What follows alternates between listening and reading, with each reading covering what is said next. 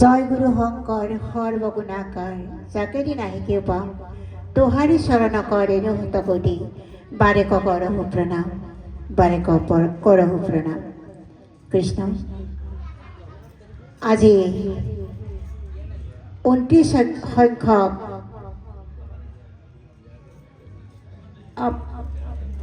কেন্দুগুছি গোপাল থান ৰাজহুৱা ধৰ্মসভা মহোৎসৱসমূহ কৰ্মকৰ্তাকে ধৰি ধৰ্মপ্ৰাণ ৰাইজ লগতে সন্মানীয় যতীন ৰাজবংশী বাপ আটাইলৈ মোৰ নৱবৰ্ষৰ শুভেচ্ছা জনালোঁ।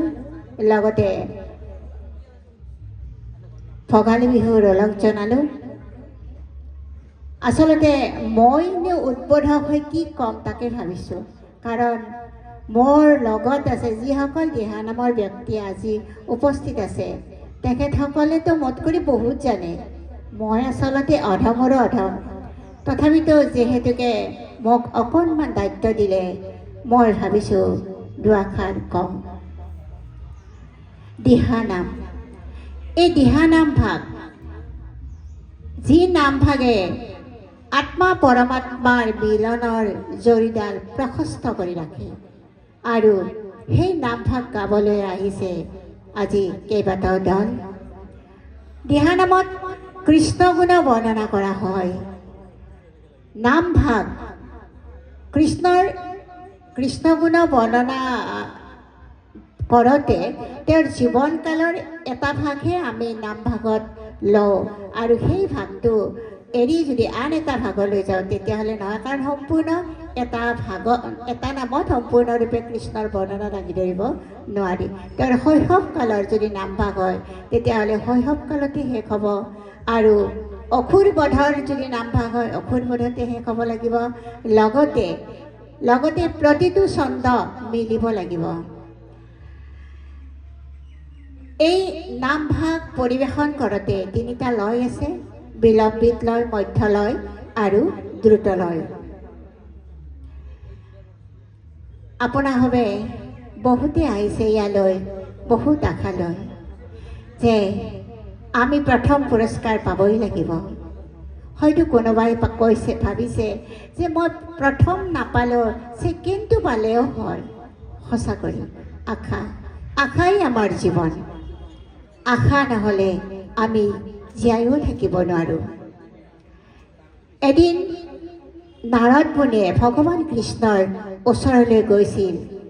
কৌতূহল মন নিবাৰণ কৰিব নোৱাৰি তেওঁ ভগৱান কৃষ্ণক সুধিছিল, ক্ষুধা, তৃষ্ণা, নিদ্ৰা, আশা, এই চাৰিটা বিষয়ত মৰ্তৰ মানুহে ইমান ভুগি আছে যে মানুহৰ সুখ নোহোৱা হৈ গৈছে। গতিকে প্ৰভু, মই আপোনাৰ ওচৰলৈ আহিছোঁ, এই চাৰিটা বিষয়ৰ কোনটো শ্ৰেষ্ঠ জানিব বিচাৰিম। তেতিয়া ভগৱান কৃষ্ণই কৈছিল যে এই কথাটো জানিবলৈ মই অকণমান দূৰলৈ যাব লাগিব এটা সাধুৰ জৰিয়তে। ক্ষুধা, তৃষ্ণা, নিদ্ৰা আৰু আশা চাৰিজনী ভনীয়েক আছিল। এই চাৰিজনী ভনীয়েকৰ মাজত বহুত ডাঙৰ কাজিয়া এখন হৈছিল, যিখন কাজিয়া মীমাংসক কোনেও কৰিব পৰা নাছিল আৰু মীমাংসাৰ কাৰণে ৰজাৰ ওচৰত চাপিব লগা হৈছিল। প্ৰথমতে ক্ষুধাই কৈছিল, মহাৰাজ, মইহে মহান, মই শ্ৰেষ্ঠ। তেতিয়া কৃষ্ণই কৈছিল, নহয় মহাৰাজ, যে ক্ষুধাত শ্ৰেষ্ঠ কেতিয়াও হ'ব নোৱাৰে, মইহে শ্ৰেষ্ঠ। আনহাতে নিদ্ৰাই কৈছিল, নহয়, তেওঁলোক দুয়োজনে শ্ৰেষ্ঠ হ'ব নোৱাৰে, মই নিদ্ৰা, মইহে শ্ৰেষ্ঠ। তাৰপিছত আশাই কৈছিল, নহয়, এওঁলোক তিনিটাই শ্ৰেষ্ঠ হ'ব নোৱাৰে, মহানো হ'ব নোৱাৰে, মইহে আচলতে শ্ৰেষ্ঠ।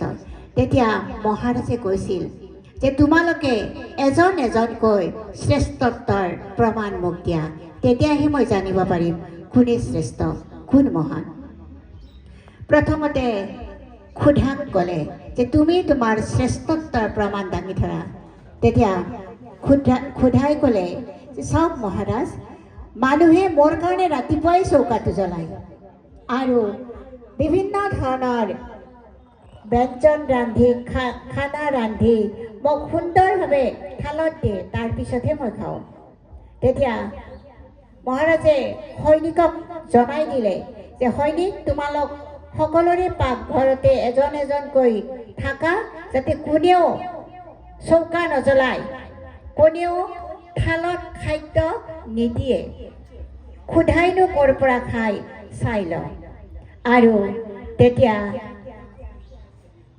ক্ষুধাই মহাৰাজৰ কথামতে কাম হৈ গ'ল। ক্ষুধাই ভকত ৰ'ব নোৱাৰা হ'ল। দিন গ'ল, ৰাতি আহিল, ৰাতিও 12 বাজি গ'ল। কি খাই ক্ষুধাই? অৱশেষত ৰ'ব নোৱাৰি পেলনীয়া খাদ্য য'ত পেলাই থোৱা হৈছিল সেইখিনিকে খাই ক্ষুধা নিবাৰণ কৰিলে। তেতিয়া দৌৰি আহি কৃষ্ণই মহাৰাজক ক'লে, মহাৰাজ, মই কৈছিলোঁনে আপোনাক যে ক্ষুধা মহান, ক্ষুধা শ্ৰেষ্ঠ কেতিয়াও হ'ব নোৱাৰে। তাই অলৰেডি পেলনীয়া খাদ্য খালেয়ে, গতিকে মইহে শ্ৰেষ্ঠ। তেতিয়া মহাৰাজে কৈছিল যে কৃষ্ণা, তুমি তেনেহ'লে তোমাৰ শ্ৰেষ্ঠত্বৰ প্ৰমাণ দাঙি ধৰা। যে চাওক মহাৰাজ, মোৰ কাৰণে মানুহে বিভিন্ন পাত্ৰত পানী ৰাখে, মোৰ কাৰণে পুখুৰী খান্দে, মোৰ কাৰণে দমকল দিয়ে, গতিকে আৰু মই কিন্তু পানী ভাগ খাওঁতে সদায় পানী, যেতিয়া পানী গিলাচত দিব, পাত্ৰৰ পৰা বাকী গিলাচত দিব, তেতিয়াহে মই পানী খাওঁ। সেইদিনাখন কৃষ্ণৰ কথা শুনি মহাৰাজে ক'লে যে ঠিক আছে বাৰু, এইটোকে আমি প্ৰমাণ কৰি চাওঁ। সকলোকে জনাই দিলে যে কোনেও যাতে পাত্ৰত পানী নাৰাখে, আৰু কোনোবাৰ যদি পাত্ৰত পানী আছে তেতিয়াহ'লে পেলাই দিয়ক। খাল, পুখুৰী, বিল সকলোতে সৈনিকসকলে তোমালোকে চোকা নজৰ ৰাখা। তৃষ্ণাই ক'ৰ পৰা পানী খাই চাই লওঁ। তৃষ্ণাই দিন গ'ল, ৰাতি আহিল, তৃষ্ণাই ৰ'ব নোৱাৰা হ'ল। পানী নোখোৱাকৈ থাকি কেনেকৈ থাকিব? তাই মৰি যাব। তেতিয়া তৃষ্ণাই কি কৰিলে? অৱশেষত খাৱৈ বোকা পানীয়ে খালে। তাৰপিছত দৌৰি আহিল নিদ্ৰা। মহাৰাজ, মহাৰাজ, তৃষ্ণাও হাৰিল, মই নিদ্ৰা, মইহে শ্ৰেষ্ঠ। তেতিয়া মহাৰাজে ক'লে যে তোমাৰ শ্ৰেষ্ঠত্বৰ প্ৰমাণ দাঙি ধৰা। নিদ্ৰাই ক'লে যে চাওক মহাৰাজ, মোক যেতিয়ালৈকে বিচনা মাৰি নিদিয়ে মই কিন্তু নুশু। সুন্দৰ বিচনা এখনত যেতিয়া কোমল গাৰু দিয়ে তেতিয়া মই আৰামছে টোপনি যাওঁ। তেতিয়া মহাৰাজে ক'লে যে আজি কোনেও শুব নালাগে, সকলোৱে বহি থাকক, সকলোৱে বহি থাকক, আৰু কোনেও বিচনা পাৰিব নালাগে, বিচনাবিলাক উঠাই থওক। দিন গ'ল, ৰাতি আহিল, নিদ্ৰাই টোপনিত ৰ'ব নোৱাৰা হ'ল। টোপনিত ৰ'ব নোৱাৰা হৈ অসমান ঠাইতে শুই পৰিল। তেতিয়া আশাই দৌৰি আহি ক'লে যে মহাৰাজ চাওক চাওক, নিদ্ৰাই টোপনি গ'ল, মানে ইমান বেয়া ঠাইত টোপনি গ'ল যেনে ক'বই পৰা নাই, গতিকে তাইও হাৰিল। তেতিয়া আশাক ক'লে তোমাৰ শ্ৰেষ্ঠত্বৰ প্ৰমাণ দাঙি ধৰা। যে চাওক মহাৰাজ, মোৰ কাৰণে সকলোৱে চাকৰি কৰে, কৰ্ম কৰে, পৰিশ্ৰম কৰে, মই নহ'লে জীৱন মিছা। মই যদি নাথাকোঁ তেতিয়াহ'লে জীৱিত মানুহ এটা জীৱনকালতেই মৃত। তেতিয়া মহাৰাজে ক'লে সৈনিকসকল, তোমালোকে চোকা নজৰ ৰাখা যাতে কোনেও আজি কৰ্ম নকৰে, সকলোৱে কৰ্মহীন হৈ বহি থাকক। আৰু সেই দিনটোত সকলোৱে কৰ্মহীন হৈ বহি আছে। আশাই সকলোৰে ঘূৰি ঘূৰি গৈ গোটেই ৰাজ্যখন ঘূৰিলে, ক'তো এজন মানুহেও কৰ্ম কৰা নাই। অৱশেষত বিচাৰি বিচাৰি বহু দূৰত এটা ভঙা বজাত এজনে কাম কৰি আছে, এজন কুমাৰে কাম কৰি আছে। তেতিয়া আশাই তেওঁৰ তাতে বাঁহ সাজিলে আৰু তেওঁক লগে লগে ৰূপৰ বাতি দিলে, সোণৰ চাকি দিলে, সুন্দৰ বজা দিলে। তেতিয়া মহাৰাজে ক'লে সঁচা কৰি আশা, তুমিয়েই শ্ৰেষ্ঠ, আৰু তুমি অবিহনে মানুহৰ জীৱন মিছা। আৰু আইসকল, আজি যে আপোনালোকে আহিছে এই আশালৈ, আপোনালোকৰ আশাও পূৰণ হওক, শুভেচ্ছা জনালোঁ। মই অকণমান কথা কওঁ কাৰণ মাতৃ বেছি কৰি আছে ইয়াতে কথাখিনি যেন হৃদয়ঙ্গম কৰে। এবাৰ এজন শিশু ল'ৰাৰ হাতত স্কুলৰ পৰা এটা কাগজৰ টুকুৰা দি পঠাইছিল আৰু যেতিয়া কাগজৰ টুকুৰাটো দি পঠালে ল'ৰাজনে দৌৰি আহি ৰাস্তাৰ পৰাই চিঞৰি আহিছে, মা মা মা, আজি আমাৰ ছাৰে তোমাক এখন কাগজ দিছে। মাকে দৌৰি আহি কাগজখন ল'লে, লৈ পঢ়ি চালে। তেতিয়ালৈকে কিন্তু ল'ৰাটোৱে পঢ়িব পৰা হোৱা নাই, কাৰণ স্কুলত বেছি দিন যোৱা নাই, মানে 12-13 দিনমানহে গৈছে। মাকে কাগজখন পঢ়ি চাই কান্দিলে, তেওঁৰ চকু পানী ওলাল। তেতিয়া শিশুটোৱে সুধিলে, মা তুমি কিয় কান্দিছা? মাকে ক'লে, এনেই কান্দিছোঁ বাবা, তোমাক শিক্ষকে ইমানেই ভাল বুলি কৈছে যে তোমাক হেনো তেওঁলোকে শিকাবই নোৱাৰে, তুমি হেনো বহুত চোকা, গতিকে অহাকালিৰ পৰা তুমি স্কুল যাব নালাগে, মই তোমাক শিকাম। কথা মতে মাকৰ কাম হ'ল। পিছদিনাখনৰ পৰা শিশুটোৱে স্কুলত নাযায়, সদায় মাকৰ লগত পঢ়ে। আৰু সেই শিশুটোৱে এদিন ডাঙৰ ব্যৱসায়ী হ'ল আৰু বৈজ্ঞানিক হ'ল। সেইজনে হ'ল থমাছ আলভা এডিছন, যিজনক সৰুতে শিক্ষকে কণ্ট্ৰল কৰিব নোৱাৰিলে। তেওঁ আচলতে পগলা বুলি কৈছিল, কাৰণ শিক্ষকক প্ৰশ্ন কৰি ইমানেই ব্যতিব্যস্ত কৰে যে শিক্ষকসকল উপায়বিহীন হৈছিল। আৰু সেই মাকগৰাকীৰ অৱস্থা একবাৰ চাওকচোন। সেই শিশুটোক মাকে বিশ্বৰ শ্ৰেষ্ঠ মানৱ কৰি গঢ়ি তুলিলে।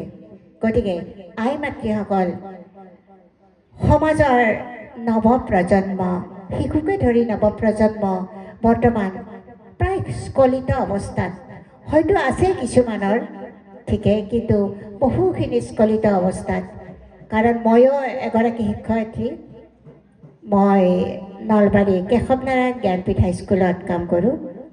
আৰু সেইভাবেই আপোনালোকক কথাষাৰ ক'লোঁ যে আপোনালোকে অকল স্কুলত দিলেই ল'ৰা নহয়, মানে ল'ৰাজনে যে ৰিজাল্ট ভাল কৰিব, সি যে সৰ্বাংগ সুন্দৰ হ'ব, সেইটো নহয়। মাকৰ 24 আৱাৰ্ছ বহুত দায়িত্ব আছে। আশা কৰোঁ এই স্খলিত সমাজখন আপোনালোকে কিছু পৰিমাণে হ'লেও ধৰি ৰাখিব। প্ৰথমতে নিজৰ ল'ৰাটোক ভাল কৰি আৰু দ্বিতীয়তে সমাজৰ প্ৰতিজন ল'ৰা ছোৱালীক ভাল কৰি।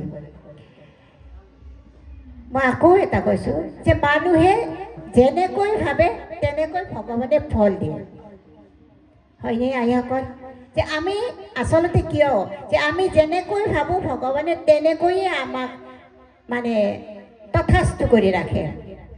এবাৰ এজনী নামতী আই কি অৱস্থা হ'ল মই তাকে ক'ব গৈছোঁ। আচলতে প্ৰতিযোগী অহা নাই কাৰণে মই অলপ সময় ৰৈছোঁ। আপোনালোকে বেয়া পাইছে নেকি? পোৱা নাই, ঠিক আছে বাৰু। এজনী নামতী আই আছিল। তেওঁ নাম গাই চুমাটোৰ মানে গাঁওখনৰ সকলোৰে প্ৰিয়, কিন্তু সেই নামতী আইজনে কৰিব নোৱাৰা কাম একো নাই। নামতী আইজনে গছতো উঠিব পাৰে, ছালতো উঠিব পাৰে, নামো দিব পাৰে, বিয়াৰ গীত, মানে সমাজৰ সমস্ত কাম তেওঁ কৰি দেখুৱাব পাৰে। এবাৰ কি হ'ল যে তেওঁ এজন মানুহৰ পৰা টকা ধাৰলৈ আনিছিল। পিছদিনাখন মানুহজনক টকা দিব লাগে, তেওঁৰতো যোগাৰ হোৱা নাই টকাখিনি। ভগৱানক কৈ আছে, হে ভগৱান, তোমাৰেই গুণানুকীৰ্তন কৰি আছোঁ, তুমি দেখাটো পাইছাই, অহাকালি পইচা দিব লাগে, মোৰ আজিও যোগাৰ হোৱা নাই। এতিয়াতো মই নামতো যাব লাগিল, মানুহ ঘৰে চাই থাকিব। গতিকে মই নামৰ পৰা আহিম 12 বজাত আহি ক'ৰ পৰানো পইচা কালেকশ্যন কৰিম? গতিকে ভগৱান তুমি কিন্তু মোক মিলাই দিবা যেনেকৈ পাৰা। নামতী আই নামৰ পৰা আহিল ৰাতি 12 বজাত, বিচনাত পৰিল, টোপনি অহা নাই। কেনেকৈ ৰাতিপুৱা মানুহজনক পইচাখিনি দিব? কাৰণ তেওঁৰো সন্মানৰ কথা আছে, পইচাখিনি যদি দিব নোৱাৰে। তেওঁৰ এজন ভাল বন্ধু আছিল, সেই বন্ধুজনে কিন্তু তেওঁক সহায় কৰে। সেইবাৰ কিন্তু বন্ধুজনকো সহায় খোজা নাছিল, তেওঁ নিজেই সেই পইচা কালেকশ্যন কৰি তেওঁক দিব। ৰাতি ভাবি আছে, টোপনি অহা নাই, ভাবি ভাবি এটা সমাধান পালে। যিজন তেওঁৰ বন্ধু, সেই বন্ধুৰ কেইবাডালৰ নাৰিকল আছিল। আয়ে ভাবিলে যে মই যদি নাৰিকল কেইটামান তাৰ পৰা পাৰি আনো, তেতিয়াহ'লে ৰাতিপুৱা সেইকেইটা বিক্ৰী কৰি দেখোন মই পইচা পাম, আৰু সেই পইচাইদি দেখোন মই ধাৰ সুজাব পাৰিম। কথামতে কাম হ'ল। নামতি আই গৈ পেলাই সেই মাজ ৰাতি গছত উঠিলে। গছত উঠিলে, এটা নাৰিকল পাৰিলে, মাটিত পৰিল, দুটা পাৰিলে, মাটিত পৰিল, ৩ নম্বৰটো কিন্তু সেই নাৰিকল গছৰ মালিকৰ ছালত পৰিল। মালিকে লগে লগে সাৰ পালে, চিঞৰি দিলে বিচনাতে, চোৰ চোৰ চোৰ, কোন আছা? আমাৰ ঘৰত চোৰ আহিছে, নাৰিকলৰ চোৰ, সকলোৱে আহা, সকলোৱে আহা। নামতি আই ভগৱানক ভাবিলে, হে ভগৱান, তুমিতো মোক পইচা যোগাৰ কৰি নিদিলাই, মোৰ সন্মানখিনিও খেদালা, লগতে এতিয়া গণপ্ৰহাৰ দিব মই নামি গ'লে, আৰু মোক এই গণপ্ৰহাৰৰ সমভাগী কৰি তুলিলা। তুমি কেনেকৈ পাৰা মোৰ সন্মানো বচোৱা আৰু গণপ্ৰহাৰৰ পৰা মোক বচোৱা? ভগৱান, আজি কিন্তু তুমি মোক বহুত জ্বালা দিছা। সেই সময়ত যেতিয়া গোটেই মানুহখিনি নাৰিকল গছডালৰ তলত গোট খালে, তেতিয়া আইয়ে গছৰ ওপৰত নাম গাব ধৰিলে। কিনো তোমাৰ লীলা প্ৰভু, কিনো তোমাৰ লীলা, বৈকুণ্ঠলৈ নিম বুলি গছত উঠাই দিলা। মানুহবিলাকে ভাবিলে, হাৰে এইটো দেখোন আমাৰ নামতি আই, কি হৈছে? তেওঁৰ বোধহয় মতিভ্ৰম হৈছে, কিবা গণ্ডগোল হৈছে। নামতি আইকটো আমি মৰিব দিব নোৱাৰোঁ। অ' আই, আপুনি নামক, আপুনি নামক, কিবা কৰি নামক, আপোনাৰ যি সমস্যা আছে আমি সমাধান কৰিম। নামতি আই ধুনীয়াকৈ নামি আহি ক'লে, মই কেনেকৈ বা নাৰিকলৰ গছৰ ওপৰ পালোঁ গমেই নাপালোঁ। আচলতে ভগৱান কৃষ্ণই মই শুই থাকোঁতে টোপনিতে আহি ক'লে, নামতি আই, আমি এবাৰ বৈকুণ্ঠলৈ যাওঁ বোলা। নামতি আইয়ে ক'লে, মই নাযাওঁ, কালি ৰাতিপুৱাই মই পইচা দিব লাগিব এজন মানুহক, সেই পইচাখিনি যোগাৰেই হোৱা নাই, গতিকে মই আজি যাব নোৱাৰোঁ, তোমাৰ লগত মই আজি মুঠেও নাযাওঁ, কেতিয়াও নাযাওঁ। তেতিয়া ভগৱানে ক'লে, নহয় আই, তোমাক নিব আহিছোঁ, সেই যে তোমাৰ চোতালত ৰথখন দেখিছানে, সেই ৰথখনত উঠা আৰু মই পটক কৰি নিম, পটক কৰি থৈ যাম। নামতি আই উপায়বিহীন, গতিকে ভগৱানৰ কথা ৰাখিবই লাগিব। ভগৱানৰ কথা মতে তেওঁ সেই ৰথখনত বহিল। ৰথখনত বহি আছে, গৈ আছে, কেতিয়া নাৰিকল গছ পালে গমেই নাপালে। নাৰিকলত যেতিয়া খুন্দা মাৰিলে, নাৰিকলটো সৰি পৰিলে আৰু আইয়ে গছৰ ওপৰত। মানুহবিলাকে ভাবিলে, আই আপোনাৰ ইমান বিপদ, আমাকনো কিয় কোৱা নাছিল? আমি নিশ্চয় সহায় কৰিম। সকলোৱে 10 টকা 5 টকা দি নামতি আইক সহায় কৰি সেই নামতি আইৰ সন্মান বচালে। আচলতে চাওক ৰাইজ, আমি ভগৱানক যেনেকৈ বিচাৰোঁ তেনেকৈয়ে পাওঁ। গতিকে এই স্খলিত সমাজৰ নৱপ্ৰজন্ম আৰু শিশুসকলক ৰক্ষা কৰিব লাগিব আমিয়েই। আপোনালোকে একেবাৰে সুন্দৰ দায়িত্ব লৈ আধ্যাত্মিক দিশেৰে, এটা কিন্তু সঁচা কথা যে আধ্যাত্মিক দিশেৰে যদি আমি ল'ৰা ছোৱালীক ভাল কৰিব চেষ্টা নকৰোঁ, তেতিয়াহ'লে কেতিয়াও ভাল নহ'ব। গতিকে আপোনালোকক এই সভাখনতে মই উপস্থিত থাকি অনুৰোধ কৰিছোঁ, আপোনালোকে এই স্খলিত ল'ৰা ছোৱালীবিলাকক আধ্যাত্মিক দিশেৰে ভাল কৰাৰ চেষ্টা কৰক, তেওঁলোককো নামক আনক। কাৰণ আমাৰ দিহানাম সংৰক্ষণ সমিতি, সদৌ অসম দিহানাম সংৰক্ষণ সমিতিয়ে সুন্দৰভাৱে দিহানাম ভাগ আগবঢ়াই লৈ যোৱাৰ কাৰণে চেষ্টা চলাই আছে, যাতে গোটেই অসমত এক হয়।